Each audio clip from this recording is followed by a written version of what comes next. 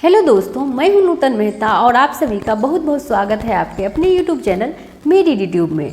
तो आज की इस वीडियो में पढ़ने वाले हैं हाइपर कैल्सीमिया, यानी हाइपर का मतलब ज़्यादा, कैल्सी का मतलब होता है कैल्शियम और इमिया का मतलब होता है ब्लड, यानी ब्लड में जब कैल्शियम लेवल बढ़ जाता है तो उसके बारे में जानेंगे। तो चलिए वीडियो कंटिन्यू करते हैं। तो ये है हाइपर कैल्सीमिया। हाइपर कैल्सीमिया होता क्या है? When serum calcium level more than 10 mg per day called as hypercalcemia, यानी मतलब जब हमारे ब्लड में जो होता है सीरम कैल्शियम लेवल जब 10 mg से बढ़ जाता है तो ये होता है हाइपरकैल्सीमिया। उसके बाद जानते हैं इसके क्या क्या कारण है जिसके कारण हमारे बॉडी में जो होता है सीरम कैल्शियम लेवल बढ़ जाता है। तो कारण जो है वो है high intake of calcium diet. आपने क्या किया है कि कैल्शियम डाइट को ज़्यादा इंटेक कर लिया, आपने ज़्यादा खा लिया है। उसके बाद है डिक्रीज एक्सक्रीशन ऑफ कैल्शियम, यानी इसका मतलब है कि आपने कैल्शियम डाइट जो है वो जितना खाना चाहिए उतना ही खाया है, लेकिन क्या हुआ आपके बॉडी से जो होता है वो कैल्शियम जो होता है एक्सक्रीशन होना चाहिए वो नहीं हो पाया है, जिसके कारण आपके ब्लड में कैल्शियम लेवल का बढ़ गया है। उसके बाद है excessive intake of vitamin D. Vitamin D का काम क्या होता है कि कैल्शियम का एब्जॉर्प्शन करना, कैल्शियम का एब्जॉर्प्शन करना। अगर आपने क्या किया है कि विटामिन डी इंटेक ज़्यादा कर लिया है तो क्या होगा आपके बॉडी में कैल्शियम एब्जॉर्ब होने लगेगा, जिसके कारण क्या होगा कि आपके ब्लड में कैल्शियम लेवल बढ़ना स्टार्ट हो जाएगा। उसके बाद है डायूरेटिक्स। डायूरेटिक्स में एक ऐसा डायूरेटिक्स भी आता है जो कि क्या करता है कि कैल्शियम को एब्जॉर्ब करने लगता है। वो डायूरेटिक्स जो होता है वो होता है थायाजाइड डायूरेटिक्स। थायाजाइड डायूरेटिक्स क्या करता है कि कैल्शियम को एब्जॉर्ब कर लेता है, अवशोषित कर लेता है, जिसके कारण क्या होता है कि ब्लड में कैल्शियम लेवल बढ़ जाता है। वही है डायूरेटिक्स में जो थायाजाइड का जो टाइप होता है क्लोरथायाजाइड, ये क्या करता है कि कैल्शियम लेवल को इंक्रीज कर देता है। उसके बाद है मेलिग्नेंसी। मेलिग्नेंसी के केस में भी क्या होता है कि ट्यूमर लाइसिस होता है। ट्यूमर लाइसिस के कारण क्या होता है कि कैल्शियम लेवल इंक्रीज होना स्टार्ट हो जाता है। क्या होता है? कैल्शियम लेवल इंक्रीज हो जाता है, बढ़ जाता है, जिसके कारण क्या होता है हाइपरकैल्सीमिया की कंडीशन उत्पन्न हो जाती है। उसके बाद है हाइपरपैराथायरॉयडिज्म एंड हाइपरथायरॉयडिज्म। आपने पिछले क्लास में जैसे पढ़ा है क्या कि जब थायराइड सर्जरी के दौरान क्या होता है कि पैराथायरॉयड ग्लैंड का सर्जरी हो जाता है, जिसके कारण क्या होता है कि हाइपोकैल्सीमिया की कंडीशन उत्पन्न हो जाती है। लेकिन इसमें क्या होगा कि ये दोनों के केस में जब ये दोनों एक्टिव हो जाएंगे, ज़्यादा एक्टिव हो जाएंगे तो क्या होगा कैल्सीटोनिन हार्मोन का सिक्रेशन ज़्यादा होगा। जब कैल्सीटोनिन हार्मोन का सिक्रेशन ज़्यादा होगा तो ये भी ज़्यादा एक्टिव होंगे, जिसके कारण क्या होगा कि कैल्शियम का सही से मेंटेन नहीं होगा, कैल्शियम लेवल ज़्यादा होना होगा तो क्या होगा कि बाइंड होना स्टार्ट हो जाएगा। जब बाइंड होगा तो क्या होगा कि आपके सीरम में कैल्शियम लेवल बढ़ जाएगा ऑटोमेटिकली।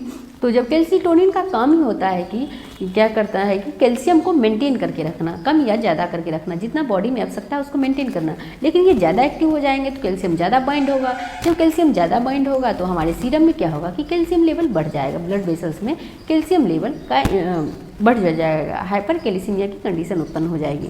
उसके बाद है ग्लूकोकॉर्टिकॉइड्स देने से भी क्या होता है कि हाइपरकैल्सीमिया उत्पन्न होता है, मतलब ब्लड में कैल्शियम लेवल बढ़ जाता है। लिथियम थेरेपी लिथियम एक मैनिक ड्रग है जो कि मेनिया या फिर हाइपोमेनिया ये सब केस में दिया जाता है। तो इस लिथियम थेरेपी जब होते रहता है तो इस केस में भी क्या होता है कि हाइपरकैल्सीमिया की कंडीशन उत्पन्न होती है। उसके बाद है इमोबिलिटी का मतलब आपने यदि लंबे समय तक बेड रिटेन है या बेड पे पड़े रहते हैं तो इसका केस में क्या होता है बोन डिप्लीट होना स्टार्ट हो जाता है, बोन से कैल्शियम हटने लगता है और वो कैल्शियम क्या होता है जब हटने लगेगा तो वो हमारे ब्लड में जाके जमा होने लगता है, जिसके कारण हाइपरकैल्सीमिया की कंडीशन उत्पन्न होती है। जिसके कारण क्या होता है कि सीरम कैल्शियम लेवल बढ़ना स्टार्ट हो जाता है। जब बोन डिप्लीट होगा, बोन से जो कैल्शियम होगा डिप्लीट होना स्टार्ट हो जाएगा, उसके बाद क्या होगा कि सीरम कैल्शियम लेवल बढ़ जाएगा। तो चलिए अब जानते हैं हाइपरकैल्सीमिया की कंडीशन में आपके हर एक सिस्टम पे क्या क्या फर्क देखने को मिलेगा, क्या क्या लक्षण देखने को मिलेगा।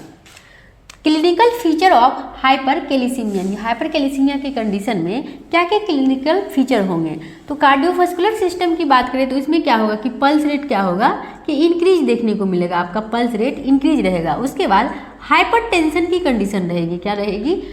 बीपी ज़्यादा रहेगा, बीपी इंक्रीज रहेगा।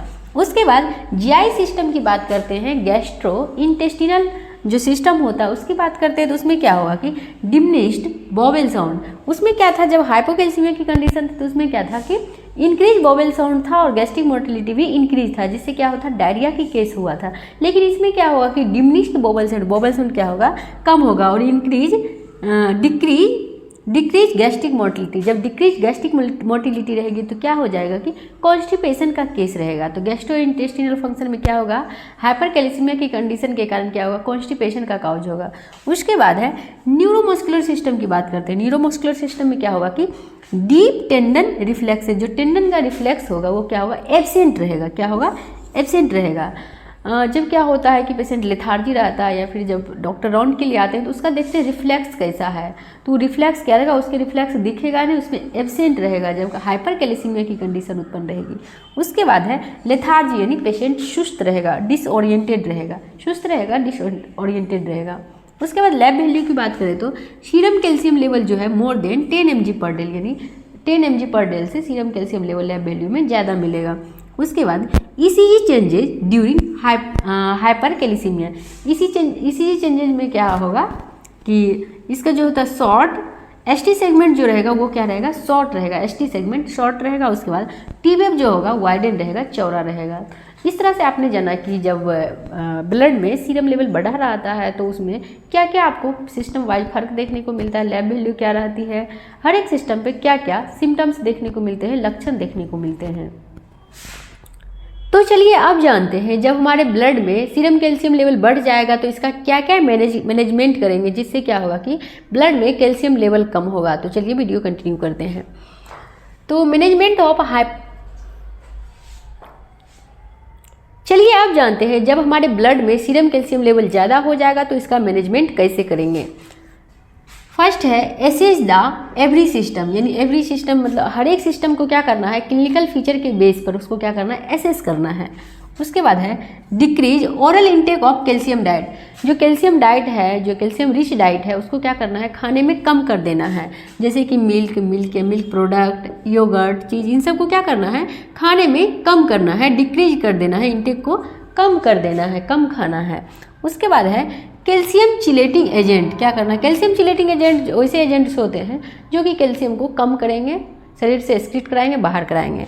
तो उसमें क्या होता है, अवॉइड थायाजाइड डायरेटिक्स। एक डायरेटिक्स ऐसा होता है जो कि क्या करता है कि अपने कारण में जाना कि थायाजाइड डायरेटिक्स देने से क्या होता है कि कैल्शियम हमारे बॉडी में एब्जॉर्ब होना स्टार्ट हो जाता है। तो इसको क्या करना है, अवॉइड करना है, नहीं देना है। उसके बाद है मतलब वो क्लोरथायाजाइड का टाइप में भी आता है, इसको बिल्कुल देना ही नहीं है। उसके बाद है फॉस्फोरस मेडिकेशन।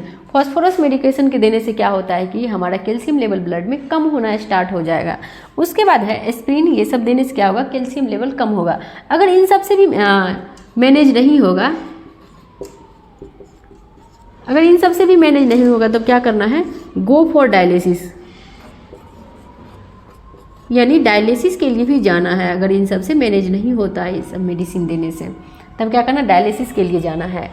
अगर आपके जो होता है कि बॉडी में सीरम कैल्शियम लेवल ज़्यादा हो जाएगा तो ये क्या करेगा, आपको यूरिनरी ट्रैक्ट जो होता है उसमें पथरी काउज करेगा, स्टोन बन जाएगा। यानी आपके यूरिनरी ट्रैक्ट जो होता है, आपका जो यूरिन का जो रास्ता होता है, पाइप होता है किडनी से जो आता है, उसमें क्या होता है, स्टोन बन जाता है, उसको कहते हैं यूरोलिथियसिस। तो इस तरह का हाइपरकैल्सीमिया की कंडीशन में क्या होगा कि आपके यूरिनरी ट्रैक्ट में पथरी बन जाएगा, स्टोन बन जाएगा, पथरी, जो कि यूरोलिथियसिस उसको कहते हैं। अगर गॉल ब्लैडर में स्टोन है तो उसको कहेंगे कॉलीलिथियसिस। अगर यूरिनरी ट्रैक्ट में अगर स्टोन है तो उसको कहेंगे यूरोलिथियसिस। अगर हमारे बॉडी में हाइपरकैल्सीमिया की कंडीशन रहती है, यानी ब्लड सीरम बढ़ा रहता है, ब्लड में सीरम कैल्शियम लेवल बढ़ा रहता है, क्या होता है, पैथोलॉजिकल फ्रैक्चर का भी चांस होता है। तो आपने इस वीडियो में जाना कि हाइपरकैल्सीमिया क्या होता है, कि किन किन कारणों से हो सकता है, अगर इसका क्लिनिकल फीचर यानी क्या क्या साइन सिम्टम देखने को मिलेगा, और इसका मैनेजमेंट क्या करेंगे। अगर वीडियो अच्छा लगा तो प्लीज़ वीडियो को लाइक कर दीजिए, चैनल को सब्सक्राइब कर दीजिए। Thanks for watching.